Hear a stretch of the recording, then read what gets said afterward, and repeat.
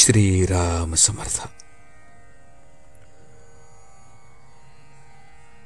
भगवंताची स्मृती आणि कर्तव्याची जागृती. प्रत्येक मनुष्य बोलताना मी आणि माझे अशा भाषेत बोलत असतो. म्हणजे प्रत्येक व्यक्तीला या दोन्ही बाबतीत काही कर्तव्य असतात. माझे या शब्दात शरीर आणि तत्संबंधी सर्व गोष्टी येतात. आयुष्यात मीचे कर्तव्य परमेश्वर प्राप्ती हे आहे आणि देहाचे कर्तव्य देहाशी संबंधित असलेल्या प्रत्येक व्यक्तीबद्दलचे असते. देहाच्या कर्तव्यात धर्म, शास्त्र आणि नीती यांना धरून संबंधित व्यक्तीशी करण्याच्या आचरणाचा समावेश होतो. म्हणजेच ज्याच्याशी जसा आपला संबंध असेल त्याप्रमाणे त्याच्या बाबतीत आपले कर्तव्य चोख पार पाडणे.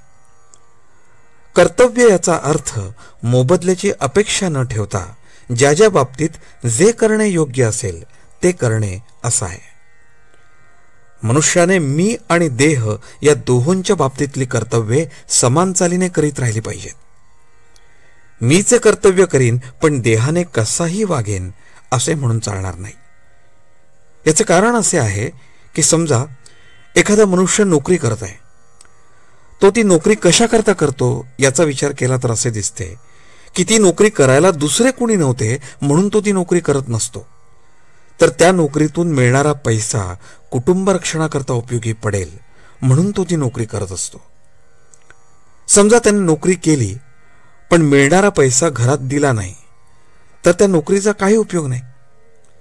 तसे मीचे कर्तव्य म्हणजे भगवंताचे अनुसंधान केले पण देहाचे कर्तव्य म्हणजे सदाचरण आणि संबंधित व्यक्तींशी असलेली कर्तव्ये न केली तर नोकरी करून पैसे घरी न दिल्यासारखे होईल. म्हणून प्रत्येक व्यक्तीने भगवंताची स्मृती आणि कर्तव्याची जागृती ठेवावी आणि या दृष्टीने आपले कुठे चुकते आहे याचा शोध दर वाढदिवसाच्या निमित्ताने घेऊन प्रत्येकाने आपली उन्नती करून घ्यावी. जेवताना भोवती उदबत्तीचा सुंदर वास आणि तोंडात गोड घास जसा असावा त्याप्रमाणे आपण बाहेर गोड बोलावे आणि आत भगवंताचे गोड नाम घ्यावे. म्हणजेच आपण आत बाहेर गोड असावे. ज्याप्रमाणे एखादा गवई पुष्कळ ताना मारतो पण शेवटी समेवर येतो, त्याचप्रमाणे भगवंताजवळ लक्ष ठेवून मग आपण काहीही केले तरी हरकत नाही. समेला विसरून मात्र उपयोग नाही. इथे तबला वाजवणारा भगवंतच आहे म्हणून त्याचा ठेका बरोबर चालतो.